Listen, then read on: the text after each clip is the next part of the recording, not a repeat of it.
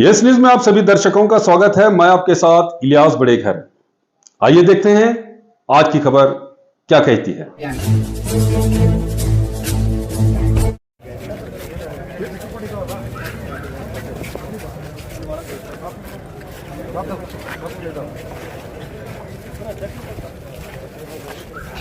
ನೋಡಿ, ಇದಾಗಲೇ ಯಾರೋ ಕೇಳಿದ್ರು, ಬೇರೆ ಪಾಂಡಿಚೇರಿ ಬಿಟ್ಟು ಬೇರೆ ಗಾಡಿ ಮಾಡಲ್ಲ ಅಂತಿದ್ದು. ಅದು ಯುಪಿದೆ ಇದೆ, ಸ್ಪೆಷಲಿ ಇರೋದೆಲ್ಲ ಪಾಂಡಿಚೇರಿ ವೆಹಿಕಲ್ಗಳು ಜಾಸ್ತಿ ಪಾಂಡಿಚೇರಿ ಕಡಿಮೆ ಕಂಪೇರ್ ಟು ಅದರ್ ಸ್ಟೇಟ್.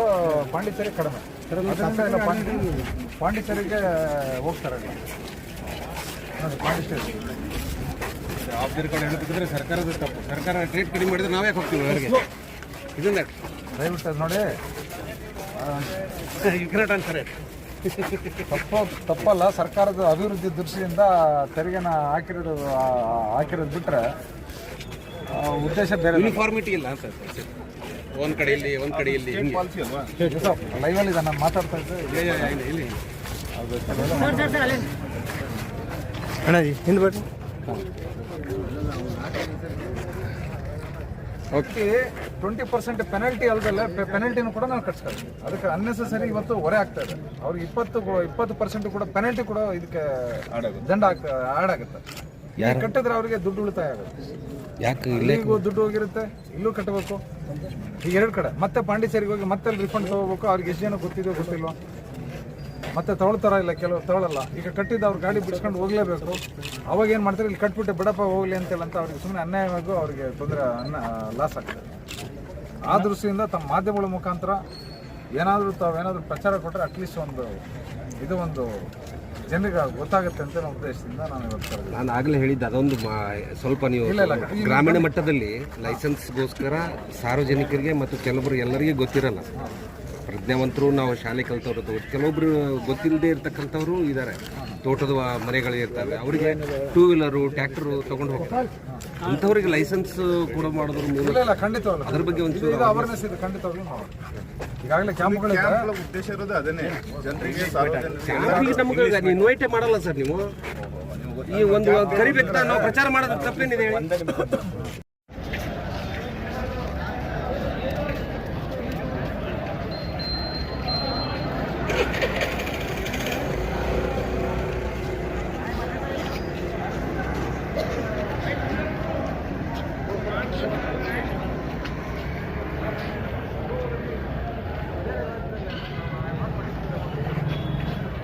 ಗಾಡಿಗೆ ಹೈಲೈಟ್ ಅದು ತಗೊಳ್ಳಿ. ಗಾಡಿ ಹೈಲೈಟ್ ಅದು ಮುಂದೆ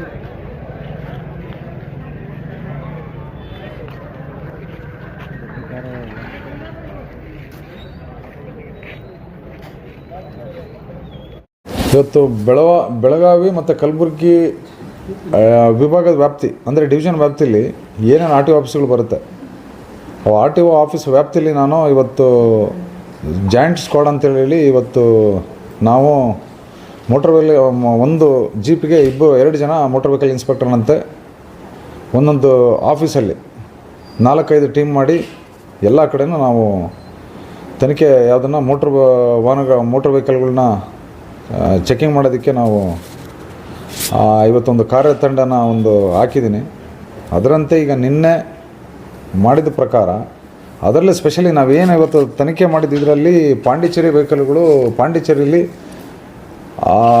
ಇಲ್ಲಿ ಇದ್ಕೊಂಡು ಕರ್ನಾಟಕ ರಾಜ್ಯದಲ್ಲಿ ಇಲ್ಲಿ ಇದ್ಕೊಂಬಿಟ್ಟು ಇಲ್ಲಿ ಬಿಜಾಪುರ, ಬಾಗಲಕೋಟೆ ಅಥವಾ ಈ ಕಡೆ ಬೆಳಗಾವಿ ಅಥವಾ ಇಲ್ಲಿ ಇದ್ಕೊಂಬಿಟ್ಟು ಎಲ್ಲಿ ಅಂತ ಹೇಳಿದ್ರೆ ಅಲ್ಲಿ ಪಾಂಡಿಚೇರಿಯಲ್ಲಿ ರಿಜಿಸ್ಟ್ರೇಷನ್ ಮಾಡ್ತಾರೆ. ಇದು ನಮ್ಮ ಮೋಟಾರ್ ವಾಹನ ಕಾಯ್ದೆ ಮತ್ತು ಮೋಟರ್ ವೆಹಿಕಲ್ ರೂಲ್ಸ್ ಇದೆ, ಎಗೇನೆಸ್ಟಾಗಿ ರಿಜಿಸ್ಟರ್ ಮಾಡ್ತಾ ಇದ್ದಾರೆ. ಉದ್ದೇಶ ಏನಂತ ಹೇಳಿದ್ರೆ ಒಂದು ತೆರಿಗೆ ಕಡಿಮೆ ಆಗುತ್ತೆ ಅನ್ನೋ ಉದ್ದೇಶದಿಂದ ಇಲ್ಲಿ ಬಿಜಾಪುರದಲ್ಲಿ ನಮ್ಮ ರಾಜ್ಯದಲ್ಲಿರೋ ರಸ್ತೆಗಳನ್ನ ಉಪಯೋಗಿಸ್ಕೊಂಡು ಅಲ್ಲಿ ರಿಜಿಸ್ಟ್ರೇಷನ್ ಮಾಡಿ ಇಲ್ಲಿಗೆ ತರ್ತಾ ಇದ್ದಾರೆ.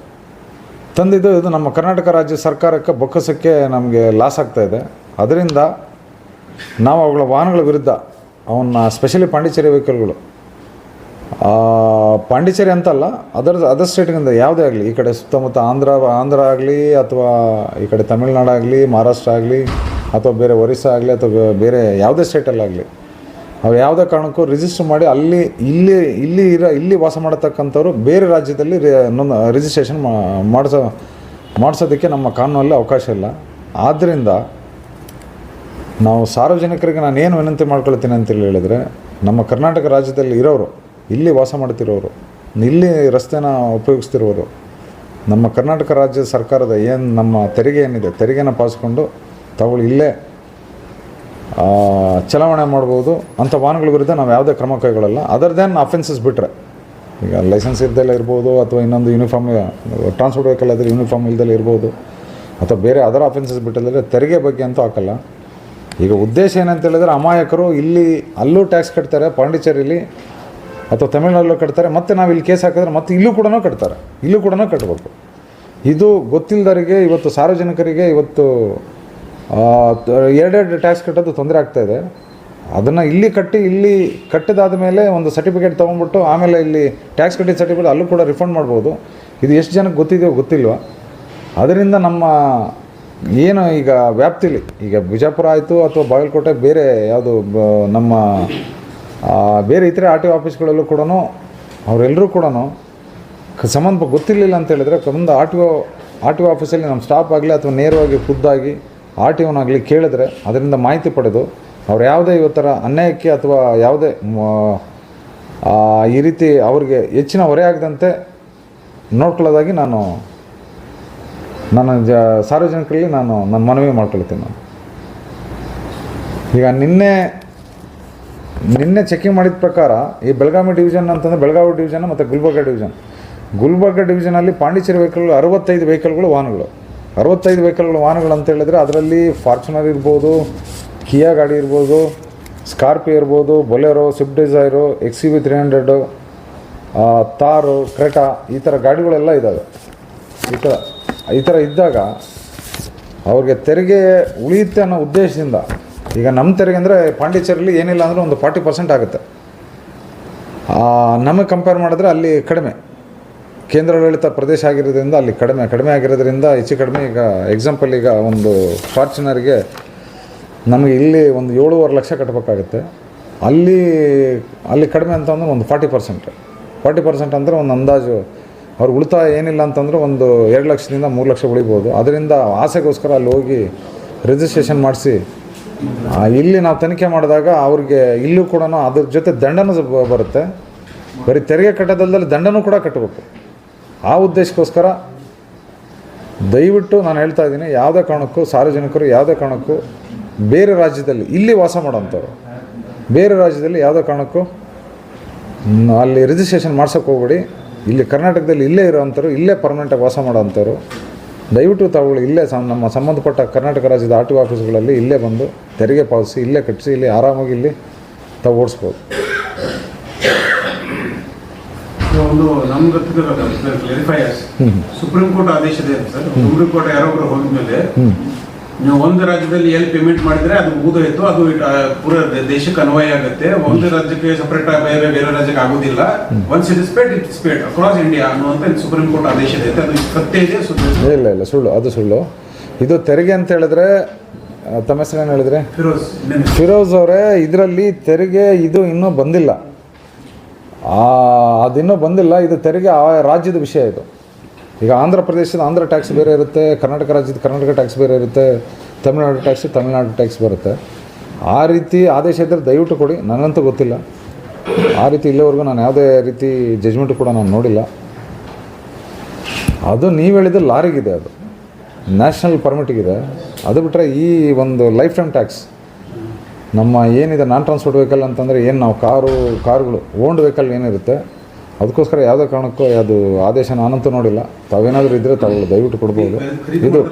ಇದು ಏನಿದೆ ತೆರಿಗೆ, ನಮ್ಮ ಮೋಟರ್ ವೆಹಿಕಲ್ ಟ್ಯಾಕ್ಸ್ ಏನಿದೆ ಅದು ಆಯಾ ಸಂಬಂಧಪಟ್ಟ ರಾಜ್ಯದ ಒಂದು ರಾಜಸ್ವ ಸಂಗ್ರಹಣೆ. ಪಾಂಡಿಚೇರಿ ರಿಜಿಸ್ಟರ್ ಮಾಡ್ತಾರೆ. ಇಲ್ಲಿಂದ ಹೋಗಿ ಸಪೋಸ್ ನಾನೇನು 4 ಲಕ್ಷದ 30 ಲಕ್ಷದ ಕಾರ್ ಅಲ್ಲಿ ಖರೀದಿ ಮಾಡ್ಕೋದ್ರೆ ಅವರು ಯಾವ ಆಧಾರ ಮೇಲೆ ಅಲ್ಲಿ ರಿಜಿಸ್ಟ್ರೇಷನ್ ಮಾಡ್ಕೊತಾರೆ? ನಾನು ಕೇಳ್ದಂಗೆ ಅಲ್ಲಿ ದೇ ಶೋ ರೆಸಿಡೆನ್ಷಿಯಲ್ ಪ್ರೂಫ್, ಅಲ್ಲಿಂದೇ ಒಂದು ರೆಸಿಡೆನ್ಷಿಯಲ್ ಪ್ರೂಫ್ ನಕಲಿ ಇರ್ತದೋ but they show official residential proof. ಇಲ್ಲಿ ನಾ ಇದು ವಾಸವಾಗಿದ್ದೀನಿ ಅಂತ ಹೇಳಿ, ಬಾಡಿಗೆ ಮನೆ ಇದೆ ಅಂತ ಹೇಳಿ ತೋರಿಸ್ತಾ ಇರ್ತಾರೆ. And it is not illegal. ಅದು ಇಲ್ಲಿಗಲ್ ಐತಿ. ನಾವು ಯಾವ್ದು ಬೇಕಾದ್ರೆ ನಾವು ರೆಂಟಲ್ ಅಗ್ರಿಮೆಂಟ್ ಮಾಡ್ಕೊಂಡು ನಾವು ಮನೆ ಬಾಡಿಗೆ ಇರಬಹುದು, ಅದು ಯಾವುದು ತಪ್ಪೇನಿಲ್ಲ. ಅದು ತೋರಿಸಿ ಬಿಜಾಪುರಕ್ಕೆ ಬಂದರೆ ಅದು ಹೆಂಗೆ ಇಲ್ಲಿಗಲ್ ಆಗ್ತೈತಿ? ಅಲ್ಲ, ನೀವು ಹೇಳ್ತಿರೋದು ನೋಡಿ, ಅಲ್ಲಿ ಹೋಗಿ ಇಲ್ಲಿ ಪರ್ಮನೆಂಟಾಗಿ ನಾವು ಆಧಾರ್ ಕಾರ್ಡ್ ಇಲ್ಲೇ ಇರುತ್ತೆ. ಈಗ ಎಕ್ಸಾಂಪಲ್ ನಿಮಗೆ ಲೈವ್ ಕೊಡ್ತೀನಿ ನಾನು. ಕೇಸಸ್ ಒಂದೆರಡು ಚೆಕ್ ಬಿಡ್ತಾರೆ ಸ್ವಲ್ಪ. ಆಧಾರ್ ಕಾರ್ಡ್ ಇಲ್ಲಿ ಅಡ್ರೆಸ್ ಇರುತ್ತೆ. ಆಮೇಲೆ ನಾವು ವೆರಿಫೈ ಮಾಡ್ತೀವಿ, ನಾವು ಸುಮ್ಮನೆ ಕೇಸ್ ಹಾಕೋದಕ್ಕೆ ಹೋಗಲ್ಲ. ಆ್ಯಸ್ ಪರ್ ಅವ್ನ ಮೋಟರ್ ವೆಹಿಕಲ್ ರೂಲ್ಸ್ ಪ್ರಕಾರ 11 ತಿಂಗಳವರೆಗೂ ನಮ್ಗೆ ಟೈಮ್ ಇದೆ ಅವ್ನು ಚೇಂಜ್ ಆಫ್ ಅಡ್ರೆಸ್ ಮಾಡ್ಕೊಳ್ಳೋದಕ್ಕೆ.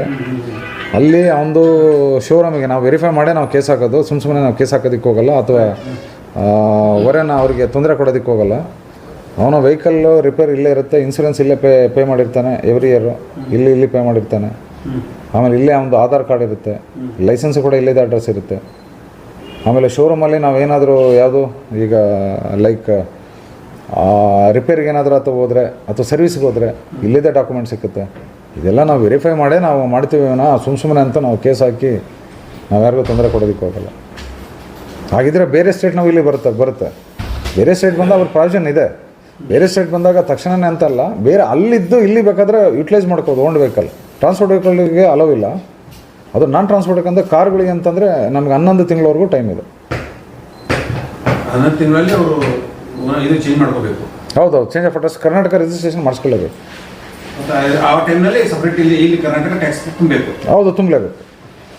ಈಗ ಇನ್ನೊಂದು ಚೆಕ್ ಪೋಸ್ಟ್ ಆಗ್ತಾ ಇದೆ ಸರ್ ಎಲ್ಲಿ? ಅರ್ಕೇರಿ. ಈಗ ನಾನು ಕೂಡ ವಿಸಿಟ್ ಮಾಡಿದೆ. ಅಲ್ಲಿ ವಿಸಿಟ್ ಮಾಡಿದಾಗ ನಮಗೆ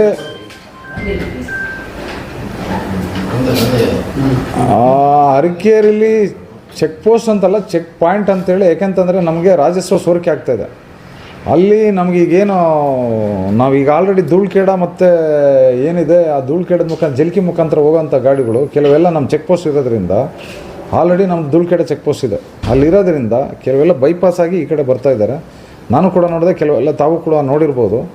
ಅದು ಕೂಡ ನ್ಯಾಷನಲ್ ಹೈವೇ ಎಷ್ಟದು ಇದು 61A ಇರೋದ್ರಿಂದ ಅಲ್ಲೂ ಕೂಡ ಸಾಕಷ್ಟು ವಾಹನಗಳು ಸಂಚಾರ ಮಾಡ್ತಾಯಿದೆ. ಅದರಿಂದ ನಮ್ಮ ಏನಿವತ್ತು ಅನಧಿಕೃತವಾಗಿ ಇವತ್ತು ನಮ್ಮ ಮೋಟರ್ ವೆಹಿಕಲ್ ಆ್ಯಕ್ಟ್ ರೂಲ್ಸನ್ನು ವೈಲೇಷನ್ ಮಾಡಿದಂಥವು ಮತ್ತು ತೆರಿಗೆ ವಂಚಿಸಿ ಅಥವಾ ಟ್ಯಾಕ್ಸ್ ಇಲ್ದಲೆ ಅಂಥವು, ಕ್ವಾರ್ಟರ್ಲಿ ಟ್ಯಾಕ್ಸ್ ಇರುತ್ತೆ, ಟೋಟಲಿ ಟ್ಯಾಕ್ಸ್ ಕಟ್ಟದಲ್ಲೇ ಇರೋಂಥವನ್ನ ಅವನ್ನ ಅಲ್ಲಿ ಕದ್ದು ಓಡಾಡಿಸ್ತಿರೋಂಥ ಒಂದು ನಮಗೆ ಮಾಹಿತಿ ಬಂದಿರೋದ್ರಿಂದ ಅಲ್ಲಿ ಒಂದು ಚೆಕ್ಕಿಂಗ್ ಇವತ್ತಿಂದ ನಾನು ಅಲ್ಲಿಗೆ ಒಂದು ಮೊಬೈಲ್ ಸ್ಕ್ವಾಡ್ ಥರ ನಾನು ಚೆಕ್ ಪಾಯಿಂಟ್ ಮಾಡಿ, not check post, check point ಅಂತೇಳಿ ಅಂತ ಕರಿತೀವಿ. ಚೆಕ್ ಪೋಸ್ಟ್ ಅಂದರೆ ಅದು ಅಧಿಕೃತವಾಗಿ ಸರ್ಕಾರದಿಂದ ಆಗಬೇಕದು. ಈಗ ಅದು ಉದ್ದೇಶದಿಂದ ಅಧಿಕೃತವಾಗಿ ನಾವು ಎಲ್ಲಿ ಬೇಕಾದರೂ ಸಾರ್ವಜನಿಕ ರಸ್ತೆಯಲ್ಲಿ ಎಲ್ಲಿ ಬೇಕಾದ್ರೂ ನಾವು ಚೆಕ್ ಮಾಡ್ಬೋದು. ಪಬ್ಲಿಕ್ ರೋಡಲ್ಲಿ ಎಲ್ಲಿ ಬೇಕಾದ್ರೂ ನಾವು ಚೆಕ್ ಮಾಡ್ಬೋದು ಇನ್ ಇಂಟ್ರೆಸ್ಟ್ ಆಫ್ ಗೌರ್ಮೆಂಟ್ ರೆವಿನ್ಯೂ. ಅದರಲ್ಲಿ ನಾವು ಅಲ್ಲೂ ಕೂಡ ನಾನು ಅಲ್ಲಿ ಸ್ಕ್ವಾಡನ್ನು ಅಲ್ಲಿ ಹಾಕ್ಬಿಟ್ಟು ಅಲ್ಲಿ ಒಂದು ಪಾಯಿಂಟನ್ನು ಮಾಡಿ ಅಲ್ಲಿ ನಾವು ಇದನ್ನು ನಾವು ಹಾಕ್ತಾಯಿದ್ದೀವಿ.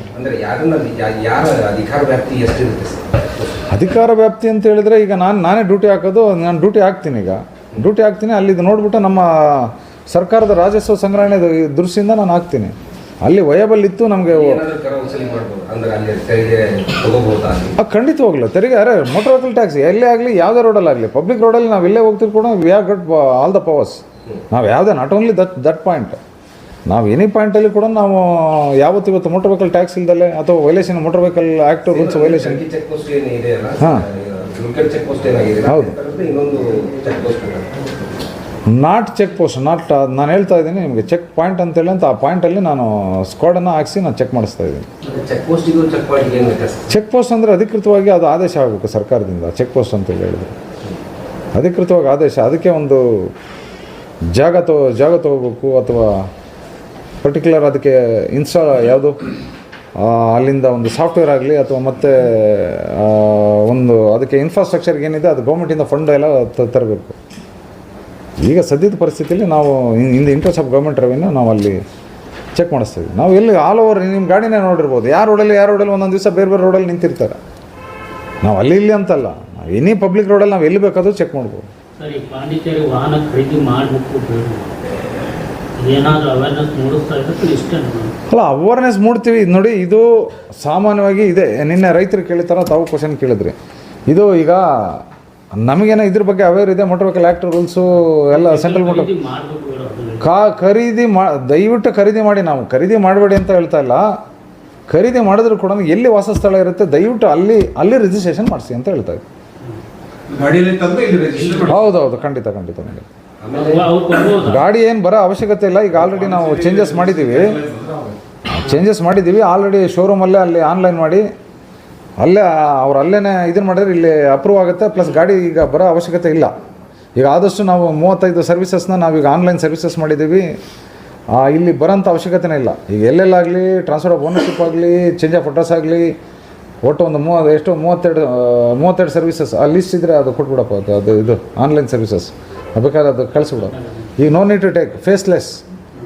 ಇವತ್ತು ಫೀಸ್ ಕಟ್ಟಿ ಆನ್ಲೈನಲ್ಲೇ ತೊಗೋಬೋದು. ಈಗ ಆಫೀಸ್ಗಳಿಗೆ ಬರೋಂಥ ಅವಶ್ಯಕತೆ ಇಲ್ಲ ಇವತ್ತು. ಯಾಕೆಂದರೆ ಜನಸಂದಣಿ ಮತ್ತು ಅವ್ರ ಟೈಮ್ ವೇಸ್ಟ್ ಆಗುತ್ತೆ, ಎಲ್ಲ ಆಗುತ್ತೆ ಅಂತೇಳಿ ಇವತ್ತು ರಿನ್ಯೂವಲ್ ಆಫ್ ಡ್ರೈವಿಂಗ್ ಲೈಸೆನ್ಸ್ ನೀವೇನಿಲ್ಲ, ನೀವು ಫೋಟೋ ಮತ್ತು ಇದನ್ನು ಆನ್ಲೈನಲ್ಲಿ ಫಿಲ್ ಮಾಡಿದ್ರೆ ನಿಮ್ಮ ಕಾರ್ಡು ಪೋಸ್ಟಲ್ಲಿ ನಿಮಗೆ ಬರುತ್ತೆ, ನಿಮಗೆ ಡೈರೆಕ್ಟಾಗಿ ಬರುತ್ತೆ ಫೇಸ್ಲೆಸ್.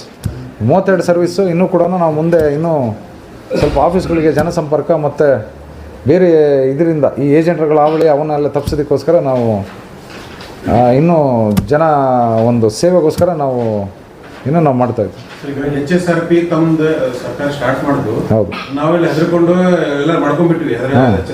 ಈಗ ಅದು ಮುಂದೆ ಏನಾಗಿತ್ತು ಏನು ಗೊತ್ತಿಲ್ಲ, ಅದು ಅಷ್ಟಕ್ಕೆ ನಿಂತೈತಿ. ಇಲ್ಲ ನಿಂತಿಲ್ಲ ಅವ್ರ ಮೇಲೆ ಚೆನ್ನಾಗಿ ಯಾರು ಇಲ್ಲ ಅದನ್ನು ನೋಡಿ. ಈಗ ಅಲ್ಲಿವರೆಗೂ ಈಗ ಇದು ಅದು ಶರೀಫ್ ಅಲ್ಲತ್ತವ ಫಿರೋಜ್ ಅವರೇ, ಅದು ನನ್ನ ಹಂತದಲ್ಲಿ, ಅದು ಸರ್ಕಾರದ ಲೆವೆಲ್ ಹಂತದಲ್ಲಿರೋದು. ಅದು ಸರ್ಕಾರ ಡಿಸಿಷನ್ ತಗೊಳುತ್ತೆ. ಅಲ್ಲಿವರೆಗೂ HSRP ಇದೆ, ಕಂಪಲ್ಸರಿ ಎಲ್ಲರಿಗೂ ಇದೆ. ಕಂಪಲ್ಸರಿ ಅಂತಂದರೆ ಇನ್ನು ಕಂಪಲ್ಸರಿ ರಿಸ್ಟ್ರಿಕ್ಷನ್ ಏನು ಡೇಟ್ ಏನು ಕೊಟ್ಟಿಲ್ಲ, ಅಲ್ಲಿವರೆಗೂ ಮಾಡ್ಕೊಳ್ಳಿ ಅಂತ ಹೇಳಿದ್ದಾರೆ. ಅದನ್ನು ಮುಂದಿನ ದಿನಗಳಲ್ಲಿ ಅಲ್ಲೇನು ಸರ್ಕಾರ ಆದೇಶ ಕೊಡುತ್ತೋ ಅದೇ ರೀತಿ ನಾವು ಅಧಿಕಾರಿಗಳು ನಾವು ಪಾಲನೆ ಮಾಡ್ತೀವಿ. ಅದು ಡಿಸಿಷನ್ ಈಸ್ ಅದು ಸರ್ಕಾರದ ಹಂತದಲ್ಲಿ. ಎಸ್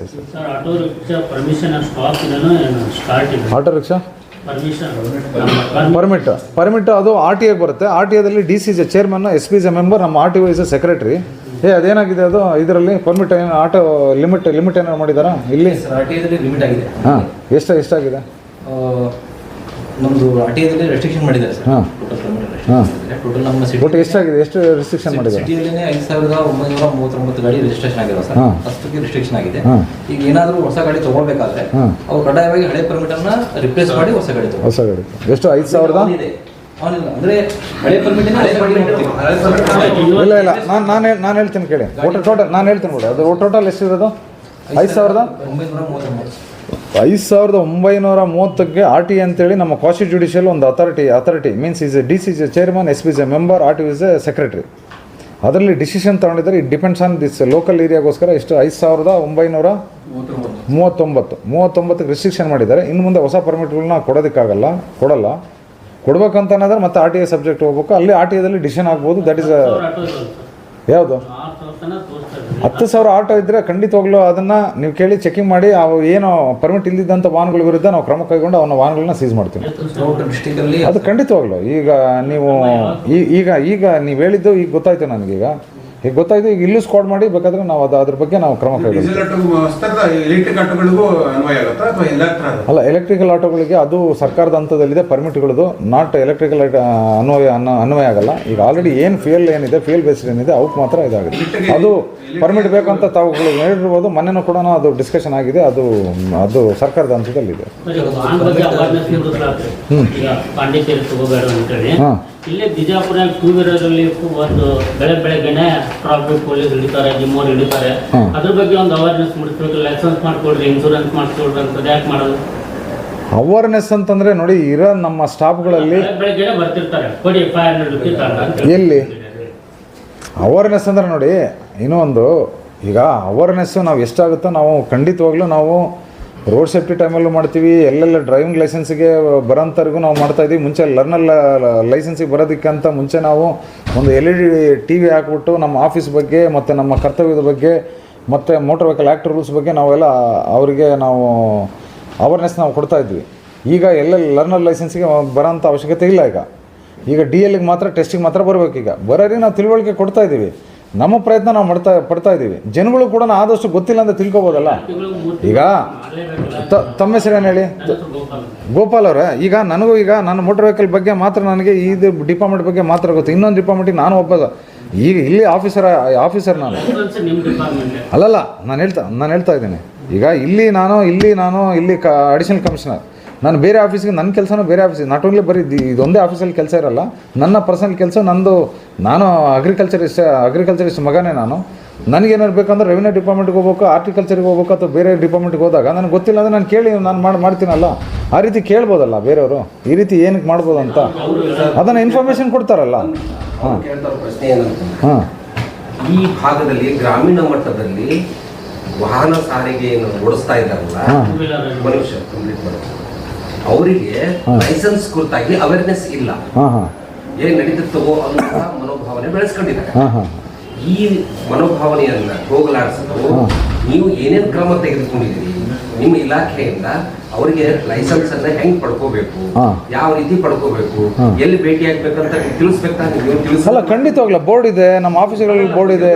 ಹಳ್ಳಿಯಿಂದ ಜನ ಎಲ್ಲರೂ ಇಲ್ಲಿ ಬರಕ್ಕಾಗಲ್ಲ ಅಲ್ವಾ ಸರ್? ಹಳ್ಳಿಯಿಂದ ಜನ ಎಲ್ಲರೂ ಇಲ್ಲಿ ಬರಕ್ಕಾಗಲ್ಲ. ಅಲ್ಲಿ ಹಳ್ಳಿಗಳಿಗೆ ಗ್ರಾಮೀಣ ಮಟ್ಟದಲ್ಲಿ ಹೋಗಿ ಅವ್ರನ್ನ ತಿಳಿಸಿ ಹೇಳುವಂತ ಪ್ರಯತ್ನ ಏನಾದರೂ ಆಗಿದೆಯಾ ಅಂತ? ಅಲ್ಲ, ಖಂಡಿತ ಅದು ನಾವು ಈಗ ರೋಡ್ ಸೇಫ್ಟಿ ಅವೇರ್ನೆಸಸ್ ಮಾಡ್ತೀವಿ, ಪೊಲ್ಯೂಷನ್ ಮಂತ್ ಮಾಡ್ತೀವಿ. ಆ ಟೈಮಲ್ಲಿ ನಮ್ಮ ಆಫೀಸ್ ಬಗ್ಗೆ ನಾವು ಕೂಡ ಹೇಳ್ತಾ ಇದ್ದೀವಿ. ಈಗಲೂ ಕೂಡ ಬೇಕಾದರೆ ನಾವು ಪ್ರತಿಯೊಂದು ಹಳ್ಳಿಗೆ ಅಂತಂತ ಹೇಳಿದ್ರೆ ನಮಗೆ ಇಲ್ಲಿ ಆಫೀಸ್ ಕೆಲಸನೂ ಇರುತ್ತೆ, ಎಲ್ಲ ಇರುತ್ತೆ. ಇರೋ ಸ್ಟಾಫಲ್ಲಿ ನಾವು ಕೆಲಸ ಮಾಡಬೇಕಾಗತ್ತೆ. ಇದನ್ನು ಬೇಕಾದರೆ ತಾಲೂಕು ವೈಸಲ್ಲಿ ನಾವು ಮಾಡಿ ಅದನ್ನು ಅವೇರ್ನೆಸ್ ಮಾಡಿ ನಿಮ್ಮ ಮಾಧ್ಯಮಗಳ ಮುಖಾಂತರನೇ ಕೊಟ್ಟರೆ ದಯವಿಟ್ಟು ಇದು ಅನುಕೂಲ ಆಗುತ್ತೆ. ಕ್ಯಾಂಪ್ಗಳು ಎಷ್ಟಿದೆ? 7 ಕ್ಯಾಂಪ್ಗಳು. ಎಲ್ಲೆಲ್ಲಿ ಅದು ಕೂಡ ಕೋಲಾರ ಮುದ್ದೆ ಯಾವುದು ಕ್ಯಾಂಪ್ಗಳು? ಮುದ್ದೇಬಿಹಾಳು, ಬಾಗೇವಾಡಿ, ಕೋಲಾರ, ಆಲ್ಮಟ್ಟಿ. ನೀವು ಮಾಡಿದ್ದೀರಿ ಅನ್ನೋದು ನಿಮಗೆ ಗೊತ್ತಿದೆ, ಸರ್ಗೆ ಗೊತ್ತಿಲ್ಲ. ಇಲ್ಲ ಇಲ್ಲಿ ನೋಡಿ, ಇಲ್ಲ ಒಂದು ನಿಮಿಷ ಹೇಳ್ತೀನಿ. ಇಲ್ಲಿ ನೋಡಿ, ನನಗೆ ಇದೊಂದೇ ಆಫೀಸ್ ಬರಲ್ಲ. ನನಗೆ ನಾರ್ತ್ ಕರ್ನಾಟಕ ಫುಲ್ ಬರುತ್ತೆ, ಆಲ್ ಆರ್ ಟಿ ಆಫೀಸಸ್ ಬರುತ್ತೆ. ಈಗ ಕೇಳಿ ಹೇಳ್ತಾ ಇದ್ದೀನಿ, ನಾಟ್ ಓನ್ಲಿ ದಿಸ್ ಆಫೀಸ್ ಅಂತ ಹೇಳಿದ್ರೆ ಮಾಡ್ತಿದ್ದೆ ಅಂತ ಅನ್ನೋದಕ್ಕೆ ಇಲ್ಲಿ ಮಾಡ್ತಾ ಇದ್ದಾರೆ ಅಂತೇಳಿ ನನ್ನ ಕೆಳಗಡೆ ಜಾಯಿಂಟ್ ಕಮಿಷನರ್ಸ್ ಇದ್ದಾರೆ. ದೇ ಆರ್ ಆಲ್ಸೋ ಅವರು ನೋಡ್ತಾರೆ, ಜಾಯಿಂಟ್ ಕಮಿಷನರ್ಸ್ ಇದ್ದಾರೆ. ಆಮೇಲೆ ಆರ್ ಟಿ ಒ ಇದ್ದಾರೆ, ಇವೆಲ್ಲ ಕೇರ್ ತೊಗೊಳ್ತಾರೆ. ನಾನು ಇಡೀ ಬರೀ ಇದೊಂದೇ ಆಫೀಸ್ ಬಗ್ಗೆ ಕಾನ್ಸಂಟ್ರೇಟ್ ಮಾಡೋಕ್ಕಾಗಲ್ಲ. ನನಗೆ 2 ಡಿವಿಷನು ಕೂಡ ನಾನು ಕಾನ್ಸಂಟ್ರೇಟ್ ಮಾಡಬೇಕಾಗತ್ತೆ. ಈಚ್ ಆಫೀಸ್ಗೂ ನಾನು ಹೋಗ್ಬೇಕಾಗತ್ತೆ. ಈಗ ನಿನ್ನೆ ಬಾಗಲಕೋಟೆ ಇದ್ದೆ. ಈ ರೀತಿ ಬಂದಾಗ ಎಲ್ಲ ನಾನು I am not A computer mind. ನನಗೆ ಎಲ್ಲ ತಲೆಯಲ್ಲಿ ಇಟ್ಕೊಳ್ಳೋದಕ್ಕೆ ನಾನು ಮನುಷ್ಯನ ಮರವು ಇರುತ್ತೆ. ಅಲ್ಲ, ಗಮನ ಖಂಡಿತವಾಗ್ಲೂ ಇದೆ. ಈಗ ನಾನು ಈಗ ಬಂದು ಕೇಳ್ತೀನಿ ನೋಡಿ, ಅವ್ಯವಹಾರ ಇದ್ದರೆ ಖಂಡಿತ ಅಲ್ಲ. ನೀವು ಅಲ್ಲ, ಕೇಳಿ ಹೇಳ್ತಾ ಇದ್ದೀನಿ, ಅವ್ಯವಹಾರ ಆ ಥರ ಇದ್ದರೆ ದಯವಿಟ್ಟು ದೂರು ಕೊಡಿ, ದಯವಿಟ್ಟು ನಾವು ಆ್ಯಕ್ಷನ್ ತೊಗೊಳ್ತೀವಿ. ಇವತ್ತು ಕೂಡ ನಾವು ಇನ್ಸ್ಪೆಕ್ಟರ್ಗಳಿಗೆ ಕೇಳಿ ಹೇಳ್ತಾ ಇದ್ದೀನಿ, ಇವತ್ತು ನಾವೇನೋ ತೆರಿಗೆ ದೃಷ್ಟಿಯಿಂದ ಏನ್ ಮಾಡ್ತಾ ಇದ್ದಾರೆ, ಎಲ್ಲೆಲ್ಲಿ ಎಷ್ಟೆಷ್ಟು ಜಾಸ್ತಿ ವಸೂಲಿ ಮಾಡ್ತಾ ಇದ್ದಾರೆ, ಏನ್ ಕಲೆಕ್ಟ್ ಮಾಡ್ತಾ ಇದ್ದಾರೆ ಅನ್ನೋದು ಗೊತ್ತಾಗಿ ಸಾಕಷ್ಟು ನಮ್ಮ ಹತ್ರ ಎವಿಡೆನ್ಸ್ ಇದೆ. ಅಲ್ಲ, ಖಂಡಿತ ಕೊಡಿ. ಆ ಥರ ಇದ್ರೆ ನಾವು ಖಂಡಿತವಾಗ್ಲೂ ಮಾಡ್ತೀವಿ. ಇದು ಎಲ್ಲಿವರೆಗೆ ಅಂತ ಇದು ಖಾಯಂ ಜಲ್ದಿ ಚೆಕ್ ಪೋಸ್ಟ್ ಅನ್ನೋದು ಏನಾಗ್ಬಿಟ್ಟಿದೆ, ಒಂದು ಅಕ್ಷಯ ಪಾತ್ರೆ ಆದಂಗಾಗ್ಬಿಟ್ಟಿದೆ ಆರ್ ಟಿ ಒಗಳಿಗೆ ಅಂತ ಮಾತಾಡ್ತಾರೆ. ಇಲ್ಲ, ಸುಳ್ಳು. ಅಕ್ಷಯ ಪಾತ್ರೆ ಅಂತಲ್ಲ, ಬರೀ ಜಲ್ಕೆ ಚೆಕ್ ಪೋಸ್ಟ್ ಅಂತಲ್ಲ. ನಮ್ಮಲ್ಲಿ ನೋಡಿ ಎಲ್ಲ ಚೆಕ್ ಪೋಸ್ಟು ಇದ್ದಾವೆ. ಈಗ ಆಳಂದಾಗಲಿ ಅಥವಾ ಇನ್ನೊಂದು ಹುಮನಾಬಾದ್ ಆಗಲಿ, ಬೀದರಲ್ಲಿ ಅಲ್ಲಿ ಹುಮನಾಬಾದ್ ಆಗಲಿ, ಆಮೇಲೆ ಈ ಕಡೆ ಈ ಕಡೆ ಕೋಗ್ನಹಳ್ಳಿ ಆಗಲಿ, ಆಮೇಲೆ ಈ ಕಡೆ ನಮ್ಮ ಎಲ್ಲ ಕಡೆನೂ ಚೆಕ್ ಪೋಸ್ಟ್ಗಳಿದ್ದಾವೆ. ಅಗರಿ, ಬಳ್ಳಾರಿ ಹತ್ರ ಅಗರಿ ಇದೆ, ಎಲ್ಲ ಚೆಕ್ ಪೋಸ್ಟಲ್ಲಿದೆ. ನಾವು ಸರ್ಕಾರದ ರಾಜಸ್ವ ಹಿತದೃಷ್ಟಿ ಪ್ಲಸ್ ಇವತ್ತೇನು ಮೋಟರ್ ವೆಹಿಕಲ್ ಆ್ಯಕ್ಟ್ ರೂಲ್ಸ್ ಏನು ವೈಲೇಷನ್ ಮಾಡಿ ಇವತ್ತು ಹೋಗ್ತಾ ಇದೆ, ಅವಳ ವಿರುದ್ಧ ನಾವು ದಂಡ ಹಾಕಲೇಬೇಕಾಗುತ್ತೆ. ನಾವು ಸರ್ಕಾರಕ್ಕೆ ವಸೂಲಿ ಮಾಡಲೇಬೇಕಾಗುತ್ತೆ. ಸರ್, ಈಗ ಮೇನ್ ಪ್ರಮುಖವಾಗಿ ಏನಂತಂದರೆ, ಈ ಹಿಂದೆ ಒಂದು ಲಾರಿ ಇನ್ಸಿಡೆಂಟ್ ಆಯಿತು, ಅದು ನಿಮ್ಗೆ ಗೊತ್ತಿದೆಯಾ ಅಂತ? ಯಾವ ಲಾರಿ ಇನ್ಸಿಡೆಂಟು? ಲಾರಿ ಇನ್ಸಿಡೆಂಟ್ ಗೊತ್ತಿಲ್ಲ ಯಾವುದಿಲ್ಲ. ವಿಜಯಪುರದಲ್ಲಿ ಒಂದು ಲಾರಿ ಇನ್ಸಿಡೆಂಟ್ ಆಯಿತು, ಸುಮಾರು ಅದು ತೊಂದರೆ ಆಯಿತು, ಅದು ಸಾಕಷ್ಟು ವೈರಲ್ ಆಯಿತು. ಅದ್ರ ಕುರಿತಾಗಿ ನಿಮ್ಗೆ ಏನು ಮಾಹಿತಿ? ಅಲ್ಲ, ಯಾವುದು ಯಾವಾಗ ಆಗಿದ್ದು ಹೇಳಿ. ಅದು ಯಾವಾಗ ಆಯ್ತು ಅಂತ ಅಂದರೆ ನಾನು ಚಾರ್ಜ್ ತಗೊಂಡಾದ್ಮೇಲೆ ಆಯ್ತು ಅಥವಾ ನಾನು ಬಿಫೋರ್ ಚಾರ್ಜು ಅದು ನನಗೆ ಗೊತ್ತಿಲ್ಲ. ನಾನು ಒಂದು 10 months ಆಯಿತು. ಹೌದೌದು. ಯಾವುದು ಇನ್ಸಿಡೆಂಟ್? ಅದು ಒಂದು ನೈಟಲ್ಲಿ ಲಾರಿ ಆಗಿದೆ, ಬಟ್ ಅದರಲ್ಲಿ ನಮ್ಮ ಪಾತ್ರ ಯಾವುದೂ ಇಲ್ಲ. ಎಲ್ಲೇ ಇದು ಫುಲ್ ಡ್ರಿಂಕ್ ಮಾಡಿ ನಿಂತಿರೋ ಗಾಡಿಗೆ ಬಂದು ಹಾಯಿಸಿರೋ. ಎಲ್ಲಿ? ಸಿದ್ದಾಪುರದ ಈ ಕಡೆ. ಸಿದ್ದಾಪುರದಿಂದ ಅದು ಗೊತ್ತಲ್ಲ ನನಗೆ. ಅದು ಇದ್ರ ಹತ್ರ. ಗೊತ್ತು. ನಾನು ಹೋಗಿದ್ನಲ್ಲ, ಸ್ಪಾಟ್ ವಿಸಿಟ್ ಮಾಡಿದೆ ನಾನು. ಈ ಸಿದ್ದಾಪುರನ? ಅರಕೇರಿ ಸಿದ್ದಾಪುರ ಇಲ್ಲ, ಆ ಸಿದ್ದಾಪುರಕ್ಕೆ ನಾನು ಹೋಗಿದ್ದೆ. ಅಲ್ಲಿ ಒಂದು 5 ಜನ ಏನಂತಂದರೆ ಇಲ್ಲಿಂದ ತರಕಾರಿ ಇದ್ರ ಮೇಲೆ ಹಾಕೊಂಡು ಹೋಗ್ಬಿಟ್ಟು ಲಾರಿ ಅದು ಸ್ಟ್ರೈಟ್ ನಾನು ಸ್ಪಾಟ್ ವಿಸಿಟ್ ಮಾಡಿದೆ. ಜಸ್ಟ್ ಅದು ಈ ಥರ ಟರ್ನ್ ಇತ್ತು. ಅವನೇನು ಮಾಡಿದೆ, ಸ್ಪೀಡ್ ಹೋಗಿ ಸೀದಾ ಹೋಗ್ಬಿಟ್ಟು ಅಲ್ಲಿ ಹೋಗಿಬಿಟ್ಟು ಅದು ಟರ್ನ್ ಆಯ್ತು. ಅದು ಟರ್ನ್ ಆಗಿ ತರಕಾರಿದು ಟರ್ನ್ ಆಯ್ತು. ಅಲ್ಲ, ಈ ಸಿದ್ದಾಪುರದ. ರಾತ್ರಿ ಬರ್ಬೇಕಾದ್ರೆ ನಿಂತಿರೋ ಗಾಡಿಗೆ ಬ್ರೇಕ್ ಬರ್ತಿದ್ದಾರೆ, ಕಂಟ್ರೋಲ್ ಆಗಿಲ್ಲ, ಹಿಂದಿನ ಹೊಡೆದಿದ್ದಾರೆ. ಆ ಟೈಮಲ್ಲಿ ನಮ್ಮ ಇನ್ಸ್ಪೆಕ್ಟರ್ ಅದೇ ಸ್ಪಾಟಿಗೆ ಚೆಕಿಂಗ್ ಹೋಗ್ತಾ ಇದ್ದಾರೆ. ಸೊ ಅದು ಆದ ತಕ್ಷಣ ಇರ್ತಾರೆ, ಹೆದರ್ಕೊಂಡು ನಮ್ಮೇಲೆ ಬರದಂತ ನಮ್ಮವ್ರು ಬಂದ್ಬಿಟ್ಟಿದ್ದಾರೆ. ಆ ರೀತಿ ಆಗಿದೆ. ಅದನ್ನ RTO ಅಂತ ಯೋಜನೆ ಮಾಡಿ ನಮ್ಮ ಪಾತ್ರ ಯಾವುದೂ ಇಲ್ಲ. ಇರುತ್ತೆ ಇದೆಲ್ಲ. ಅಂದ್ರೆ ಈಗ ಇಲ್ಲಿ ವಿಜಯಪುರದ ಆಫೀಸಲ್ಲಿ ಅನಧಿಕೃತವಾಗಿದ್ದ ವ್ಯಕ್ತಿಗಳಿಗೆ ಟೇಬಲ್ ಕುರ್ಚಿ ಅದನ್ನ ಹಾಕಿ ಅವ್ರಿಗೆ ವ್ಯವಸ್ಥಿತ ರೀತಿಯಲ್ಲಿ ಅನುಕೂಲ ಮಾಡಿಕೊಡ್ತಾ ಇದ್ದಾರೆ. ಇಲ್ಲ, ಖಂಡಿತವಾಗ್ಲೂ ಇಲ್ಲ. ಆ ರೀತಿ ಇದ್ದರೆ ಖಂಡಿತವಾಗ್ಲೂ ನಾನು ಆ್ಯಕ್ಷನ್ ತೊಗೊಳ್ತೀನಿ, ಖಂಡಿತವಾಗ್ಲೂ ತೊಗೊಳ್ತೀನಿ. ಯಾವುದೇ ಕಾರಣಕ್ಕೂ ಅನಧಿಕೃತ ವ್ಯಕ್ತಿಗಳು ಇರೋ ಆಗಿಲ್ಲ. 20 ಜನ 30 ಜನ ಇದ್ದಾರೆ. ಇಲ್ಲ ಇಲ್ಲ ಇಲ್ಲ ಇಲ್ಲ ಅನಧಿಕೃತ ವ್ಯಕ್ತಿಗಳು ಇದ್ದಾರೆ ಸರ್. ನೀವು ಗುಣಪುರುಷ ಯಾಕಂದ್ರೆ ನಿಮ್ಮ ಎದುರಿಗೆ ಬಂದು ಒಂದು ದಿವಸ ಕಣ್ಣೆದುರಿಗೆ ತೋರಿಸ್ಲಿಕ್ಕೆ ಅಲ್ಲ. ನೀವು ಒಂದು ಕೆಲಸ ಮಾಡಿ ಆಗಿದ್ರೆ ನೀವು ದಯವಿಟ್ಟು ಅವ್ರಗಳ ಹೆಸರುಗಳು ತಮಗೆ ಗೊತ್ತಿದ್ರೆ ಹೆಸರು ಕೊಡಿ. ನಾನು ಆಕಸ್ಮಿಕವಾಗಿ ನಾನು ಬರ್ತೀನಿ. ನಾನು ಶೋರ್, ಖಂಡಿತ ಖಂಡಿತ ಖಂಡಿತ ಖಂಡಿತ ನೀವು ಹೇಳಿದ್ದು ಅಲ್ಲ, ನೀವು ಹೆಲ್ಪ್ ಮಾಡೋದಿದ್ರೆ ಒಳ್ಳೇದು ಅಂತ ಹೇಳಿದೆ. ಖಂಡಿತ ಅದು ನಮ್ಮ ಡ್ಯೂಟಿನೇ. ತಾವು ನಿಮ್ಗೆ ಹೇಳಲ್ಲ, ನೀವು ಕೂಡ ನಮ್ಗೆ ಏನಾದ್ರು ಸಹಕಾರ ಕೊಟ್ಟರೆ ಖಂಡಿತವಾಗ್ಲೂ ಅದು ಇನ್ನೂ ಅನುಕೂಲ ಆಗುತ್ತೆ ಅಂತ ಹೇಳಿದೆ. ಅದನ್ನು ನಾವು ಮಾಡ್ತೀವಿ. ನಾನು ಜಾಯಿಂಟ್ ಕಮಿಷನ್ಸ್ಗೆ ಹೇಳ್ತೀನಿ. ಖಂಡಿತ ಖಂಡಿತ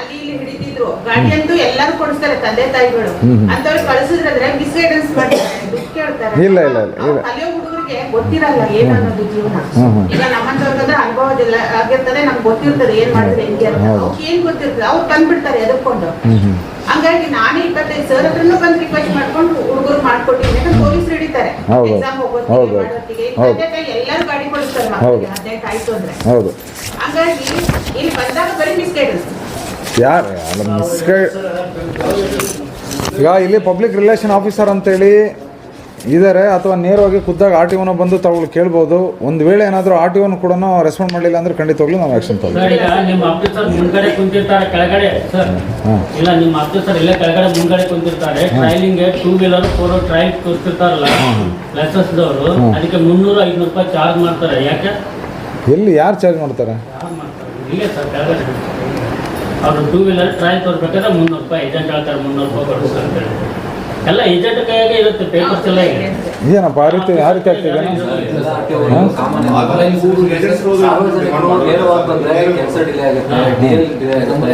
ಇಲ್ಲ ಇವರೇ ಇಲ್ಲ ಇಲ್ಲ ಇಲ್ಲ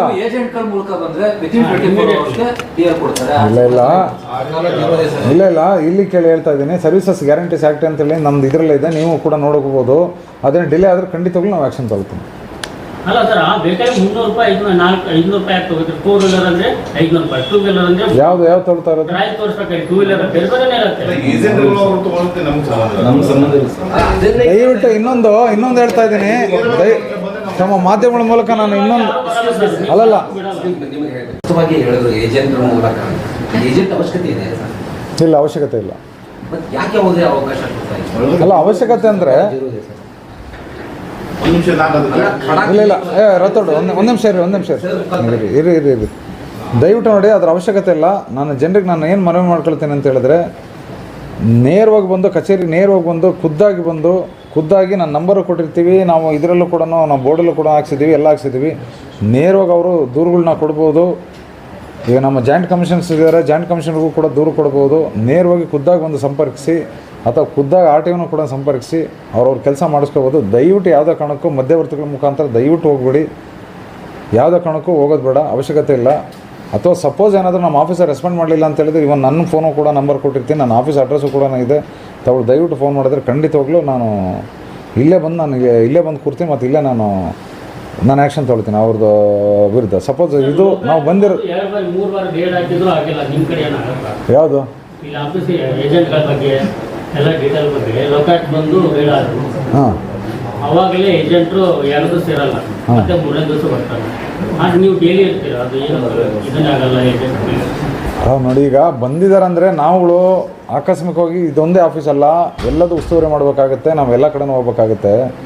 ದಯವಿಟ್ಟು ಸಾರ್ವಜನಿಕರಿಗೆ ನಾನು ಹೇಳ್ತಾ ಇದ್ದೀನಿ, ಯಾರೂ ಕೂಡ ಮಧ್ಯವರ್ತಿಗಳ ಮುಖಾಂತರ ಹೋಗ್ದಲ್ಲೇ ದಯವಿಟ್ಟು ನೇರವಾಗಿ ಬಂದು ಅವ್ರವ್ರ ಕೆಲಸ ಮಾಡ್ಕೊಂಡು ಹೋಗಿ ಅಂತ. ಕೆಲವ್ರು ಏನು ಮಾಡ್ತಾರೆ, ಈಗ ನಾವೇ ಹೇಳ್ತೀವಿ, ಈಗ ನಾವೆಲ್ಲ ಬಿಸಿ ಇರ್ತೀವಿ, ಯಾರಿಗ ಕೊಟ್ಟಿರ್ತೀವಿ, ಅವನಂತ ಮಿಸ್ಯೂಸ್ ಮಾಡ್ಕೊತಾ ಇದ್ದಾರೆ ಅವರು.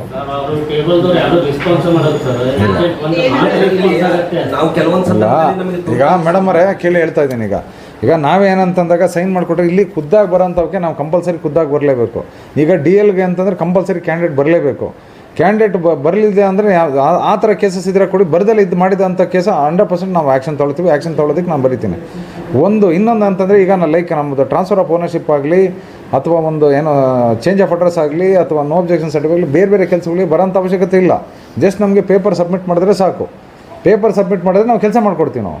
ಅದನ್ನು ಏನು ಮಾಡ್ತಾರೆ, ಕೆಲವರೆಲ್ಲ ಏನು ಹೇಳ್ತಾರೆ, ಕೆಲವರು ಬೇರೆಯವ್ರನ್ನ ಅವ್ರ ಅಸಿಸ್ಟೆಂಟ್ಗಳಿರ್ಬೋದು ಅಥವಾ ಮಧ್ಯದಲ್ಲಿ ಯಾರನ್ನ ಯುಟಿಲೈಸ್ ಮಾಡ್ಕೊಂಡು ಈ ರೀತಿ ಮಾಡಿದಾಗ ಅವರು ಮಿಸ್ಯೂಸ್ ಮಾಡ್ಕೊಂಡಾಗ ನಮ್ಮ ಆಫೀಸಿಗೆ ಕೆಟ್ಟ ಹೆಸರು ಬರೋಂಥ ಸಂದರ್ಭಗಳಿದ್ದಾವೆ.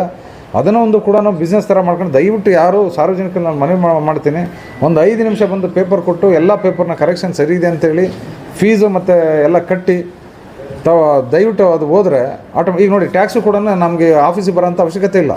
ಈಗಾಗಲೇ ನೋಡಿ ಈ ಸರ್ವಿಸಸ್ ಗ್ಯಾರಂಟಿನ ಆನ್ಲೈನ್ ಸರ್ವಿಸಸ್ಸು ಈ ರೀತಿ ಮಧ್ಯವರ್ತಿಗಳ ಮುಖಾಂತರ ಮಾಡ್ತಾರೆ ಅಂತೇಳಿ ಈ 32 ಸರ್ವಿಸಸ್ ಇಲ್ಲಿದೆ ನೋಡಿ. ಇದು ನಾವು ಸರ್ವಿಸಸ್ಸು ಇವತ್ತು ಆಫೀಸಿಗೆ ಬರೋಂಥ ಅವಶ್ಯಕತೆ ಇಲ್ಲ. ಇವತ್ತು ಟ್ಯಾಕ್ಸು ಕೂಡ ನಮ್ಮ ಆಫೀಸುಗಳಿಗೆ ಬರೋಂಥ ಅವಶ್ಯಕತೆ ಇಲ್ಲ. ಇವತ್ತು ಟ್ಯಾಕ್ಸ್ಗಳನ್ನು ಆನ್ಲೈನಲ್ಲೇ ಪೇಮೆಂಟ್ ಮಾಡ್ಬೋದು. ಇಲ್ಲ, ಅವನ್ನ ಖಂಡಿತವಾಗ್ಲೂ ನಾವು ಆ್ಯಕ್ಷನ್ ಅದನ್ನೇ ಮಾಡ್ತಾ ಇರೋದು. ಈಗ ಅದನ್ನೇ ಚೆಕಿಂಗ್ ಮಾಡಿರೋದ್ರಿ ಇದು. ಈಗ ಇದನ್ನೇ ಚೆಕಿಂಗ್ ಮಾಡಿಸ್ತಾ ಇರೋದು ಈಗ. ಹೌದು, ಅಲ್ಲ ಕಾನ್ಸೆಪ್ಟ್ ಅಂತಂದ್ರೆ ಉದ್ದೇಶ ಏನಂತಂದರೆ ಇಲ್ಲಿ ಲೋಕಲ್ಲು ಇವರಿಗೆ ಈಗ ಇಲ್ಲಿ ಲೋಕಲ್ ಜನಗಳು ಇರ್ತಾರೆ, ಲೋಕಲ್ ಇರುತ್ತೆ. ಬೇರೆ ಕಡೆಯಿಂದ ಹಾಕಿದಾಗ ಅಲ್ಲಿ ಎಕ್ಸ್ಚೇಂಜ್ ಮಾಡಿದಾಗ ಏನಾಗುತ್ತೆ ಅಂತ ಹೇಳಿದ್ರೆ ಅವ್ರು ಯಾರು ಗೊತ್ತಿರಲ್ಲ, ಅವಾಗ ಚೆಕ್ ಮಾಡ್ತಾರೆ. ಸ್ಕ್ರಾಪ್ ಪಾಲಿಸಿ ಕತೆ, ಸ್ಕ್ರಾಪಿಂಗ್ ಪಾಲಿಸಿ 15 ವರ್ಷ ಆದಮೇಲೆ ಈಗ ಏನು ಸರ್ಕಾರದ ಗಾಡಿಗಳು, ಕಾರ್ಪೊರೇಷನ್ ಮತ್ತು ನಿಗಮ ಮಂಡಳಿಗಳು ಏನಿದ್ದಾವೆ ಅವೆಲ್ಲ 15 ವರ್ಷ ಆದಮೇಲೆ ಅವನ್ನ ಸ್ಕ್ರಾಪಿಂಗ್ ಹಾಕಿದ್ರೆ ಅದೊಂದು ಈ ಜಿಲ್ಲೆಯಲ್ಲಿಲ್ಲ. ಈಗ ಒಂದು ಬೆಂಗಳೂರಲ್ಲಿ ಒಂದಿದೆ, ಆಲ್ರೆಡಿ ವಿಜಯಪುರ ಅಂತ ಇದೆ. ಈಗ ನೆಕ್ಸ್ಟ್ ಈಗ ಕೊಪ್ಪಳ ಒಂದು ಆಗ್ತಾ ಇದೆ. ಕೊಪ್ಪಳ ಒಂದು ಪರ್ಮಿಷನ್ ಕೊಡಬೇಕು. ಖಾಸಗಿ ಬೇಕು ಅದು ನೋಡಿ, ಅದು ನನ್ನ ಹಂತದಲ್ಲ, ಸರ್ಕಾರದ ಹಂತದಲ್ಲಿ. ಆ ಸರ್ಕಾರದ ಹಂತದಲ್ಲಿ ತಾವುಗಳು ಇದನ್ನು ನಾವು ದಯವಿಟ್ಟು ನನ್ನ ಹಂತದಲ್ಲಿರೋ ನಾನು ಕೇಳಿದ್ರೆ ಉತ್ತರ ಕೊಡ್ಬೋದೇ ವಿನಃ ಸರ್ಕಾರದ ಹಂತದಲ್ಲಿರೋನ ನಾನು ಉತ್ತರ ಕೊಡೋದಕ್ಕಾಗಲ್ಲ. ಹಾಂ, ಅಲ್ಲ ಎಮಿಷನ್ ಟೆಸ್ಟಿಂಗ್ ಸೆಂಟರ್ ಅಂತಂದ್ರೆ ಈಗ ಯಾರಾದ್ರೂ ಅಪ್ಲೈ ಮಾಡೋದಿದ್ರೆ ನಾವು ರಿಜೆಕ್ಟ್ ಮಾಡಿಲ್ಲ. ರಿಜೆಕ್ಟ್ ಮಾಡೋ ಪ್ರಶ್ನೆ ಇಲ್ಲ. ಎಮಿಷನ್ ಟೆಸ್ಟ್ಗಳಿಲ್ಲ, ಸರ್ಕಾರಿ ಗಾಡಿಗಳನ್ನ ಪರಿಶೀಲನೆ ಮಾಡಲ್ಲ. ಸರ್ಕಾರಿ ಗಾಡಿಗಳಿಗೆ ಎಷ್ಟು ಇನ್ಶೂರೆನ್ಸ್ ಯಾವ ಚೆಕ್ ಮಾಡಿದ್ದೀರಾ ನೀವು? ಇಲ್ಲ, ಸರ್ಕಾರಿ ಗಾಡಿಗಳಿಗೆ ಕಂಪಲ್ಸರಿ ಇಲ್ಲ. ಇದು ತಪ್ಪು. ಇದು ತಮ್ಮ ಹೆಸರು ಗೊತ್ತಾಗ್ಲಿಲ್ಲ, ಶ್ರೀಧರ್ ಅವರೇ, ಇದು ತಪ್ಪು. ಸರ್ಕಾರಿ ಗಾಡಿಗಳು ಇನ್ಸೂರೆನ್ಸ್ ಅಂತಂದ್ರೆ ಪ್ರೈವೇಟ್ ಅಲ್ಲ, KGID ಇರುತ್ತೆ. KGID ಇಲ್ದಲೆ ಅವರು ಓಡಿಸಿದ ಅದಕ್ಕೆ ಆಯಾ ಸಂಬಂಧಪಟ್ಟ ಮುಖ್ಯಸ್ಥರೇ ಹೊಣೆಗಾರರು. ಎಷ್ಟು ಹೊಗೆ ಸುಸ್ತು ಓಡಾಡ್ತಾರೆ. ಈಗ ಕರ್ನಾಟಕ ಪಾಸಿಂಗ್ 2 ವೀಲರ್ ಕಂಡ್ರೆ ಮಹಾರಾಷ್ಟ್ರದೊಳಗೆ ಹಿಡಿದು ದಂಡ ಹಾಕ್ತಾರೆ. ಅಲ್ಲಿಯೂ ಪಾಸಿಂಗ್ ಇಲ್ಲಿ ಬಂದ್ರೆ ಈ ಪೊಲೀಸರು ದಂಡ ಹಾಕ್ತಾರೆ. ಒಂದೇ ಸಲ ಸರ್ ಟ್ಯಾಕ್ಸ್ ಕಟ್ಟೋದು. ಯಾವುದು 2 ವೀಲರ್ ಒಂದೇ ಸರಿ. ಟ್ಯಾಕ್ಸ್ 2 ಯಾವ ಸ್ಟೇಟಲ್ಲೂ ತೊಗೊಳಲ್ಲ. 2 ನೀವು ದಂಡ ತಪ್ಪಿದ್ರೆ ದಂಡ ಹಾಕ್ತಾರೆ. ಲೈಸೆನ್ಸ್ ಇಲ್ದಲ್ಲೇ ಇರ್ಬೋದು. ಇಲ್ಲ ಹಂಗೆ ಸಾಧ್ಯ ಇಲ್ಲ. ಹಂಗೆ ಹಾಕಿದ್ರೆ ನೀವು ಚಾಲೆಂಜ್ ಮಾಡ್ಬೋದಲ್ಲ, ಕೋರ್ಟ್ ಇದೆಯಲ್ಲ ನಿಮಗೆ. ಸರಿ ರೀ, ನಿಮಗೆ ನ್ಯಾಯ ಇದೆಯಲ್ಲ, ಕೋರ್ಟ್ ಇದೆಯಲ್ಲ. ಅಲ್ಲಲ್ಲ, ಆ ರೀತಿ ಅನ್ಯಾಯ ಏನಾದರೂ ಮಾಡಿದ ಪಕ್ಷದಲ್ಲಿ ಇದಕ್ಕೆ ನ್ಯಾಯ ಇದೆ. ನೀವು ಈಗ ಆಫೀಸರ್ಸ್ ಇದ್ದಾರೆ ಮೇಲೆ, ಈಗ RTO ಮೇಲೆ ಜಾಯಿಂಟ್ ಕಮಿಷನ್ಸ್ ಇದ್ದಾರೆ, RTO ಕೊಡ್ಬೋದು. RTO ಮೇಲೆ ಜಾಯಿಂಟ್ ಕಮಿಷನ್ ಇದ್ದಾರೆ, ನಾನು ಅಡಿಷನಲ್ ಕಮಿಷನ್ ಇದ್ದೀನಿ, ನಾನು ಟ್ರಾನ್ಸ್ಪೋರ್ಟ್ ಕಮಿಷನರ್ ಇದ್ದಾರೆ, ನೆಕ್ಸ್ಟ್ ಸರ್ಕಾರ ಇದೆ. ನಿಮ್ಗೆ ಆ ರೀತಿ ಅನ್ಯಾಯ ಆಗಿದ್ರೆ ನಿಮ್ಗೆ ದೂರ ಕೊಡ್ಬೋದು, ಅದನ್ನು ಪರಿಶೀಲಿಸ್ತೀವಿ. ಇಲ್ಲ ಅವೆಲ್ಲ ಅಂತಂದರೆ ಆಗಲ್ಲ. ಅದೆಲ್ಲ ಸುಮ್ಮನೆ ಯಾರು ಹಾಕಕ್ಕೆ ಹೋಗಲ್ಲ.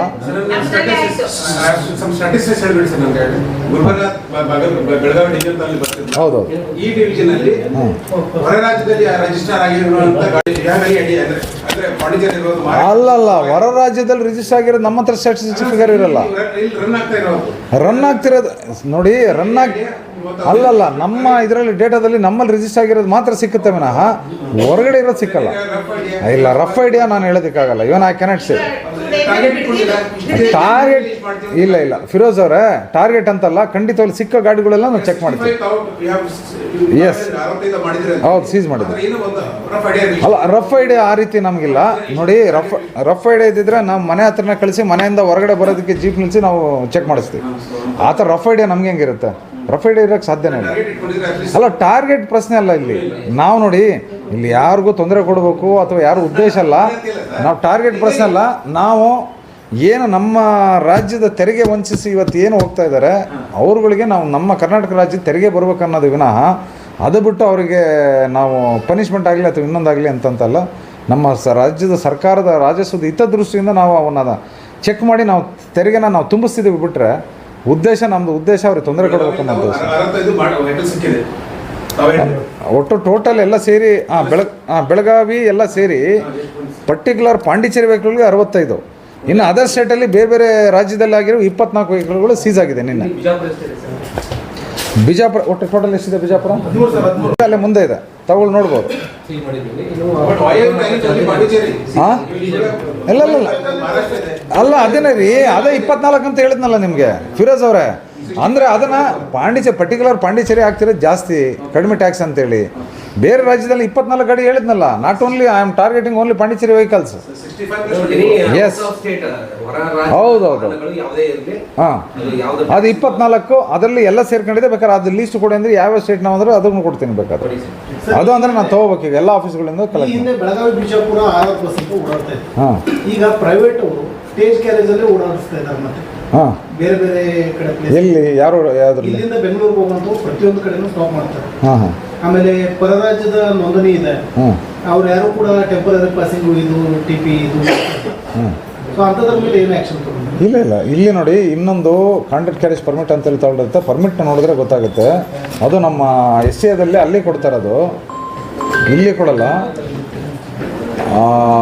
ಅದು ಇಲ್ಲಿ ಕನ್ಸರ್ಟ್ ಇದರಲ್ಲಿ ಕೊಡಲ್ಲ. ಕಾಂಟ್ರಾಕ್ಟ್ ಕ್ಯಾರೇಜ್ ನಡೀತಾ ಇದೆ ಅಂತ ಅರ್ಥ. ಅಲ್ಲಲ್ಲ, ಖಂಡಿತವಾಗ್ಲೂ ತೆರಿಗೆ ವಂಚಿಸಿದ್ದು ನೋಡಿ ನಾವು ಅದು ಚೆಕ್ ಮಾಡ್ತಾ ಇದ್ದೀವಿ. ತಾವುಗಳು ಏನಾದರೂ ಮಾಹಿತಿ ಏನಾದರೂ ಕೊಟ್ಟರೆ ಖಂಡಿತವಾಗ್ಲೂ ಆ ಪರ್ಟಿಕ್ಯುಲರ್ ವೆಹಿಕಲ್ನ ಪರ್ಟಿಕ್ಯುಲರ್ ಟೈಮ್ ನಾವು ಮಾಡಿ ನಾವು ಅದನ್ನು ಖಂಡಿತವಾಗ್ಲೂ ನಾವು ಚೆಕ್ ಮಾಡ್ತೀವಿ. ಆ ರೀತಿನೇ ಯಾವುದೇ ತೆರಿಗೆ ವಂಚಿಸಿ ಯಾವುದೇ ವಾಹನಗಳು ಏನಾದರೂ ಓಡಾಡ್ತಿದ್ದ ಪಕ್ಷದಲ್ಲಿ ಖಂಡಿತವಾಗ್ಲೂ ಅವಳನ್ನ ನಾವು ಅದ್ರ ಬಗ್ಗೆ ನಾವು ಚೆಕ್ ಮಾಡಿ ನಾವು ತೆರಿಗೆನ ನಾವು ಪಾವತಿಸಿ ನಾವು ತೆರಿಗೆ ಕಟ್ಟಿಸ್ತೀವಿ. ರಾಜ್ಯ ಮತ್ತು ರಾಷ್ಟ್ರೀಯ ಹೆದ್ದಾರಿಗಳಲ್ಲಿ ತಮ್ಮ ಸಿಬ್ಬಂದಿ ನಿಂತಿದ್ದಕ್ಕೆ ಅಪಘಾತಗಳಾಗ್ತಾ ಇದೆ. ಈಗ ನೋಡಿ ಅಪಘಾತ ಆಗುತ್ತೆ ಅಂತಂದಾಗ ಈಗ ಚೆಕಿಂಗ್ ಪಾಯಿಂಟಲ್ಲಿ ಇದ್ದಾಗ ಕೆಲವರು ಯಾರೋ ರಶಲ್ಲಿ ಬರ್ಬೋದು ಅಥವಾ ಏನಾರು ಆಗ್ಬೋದು.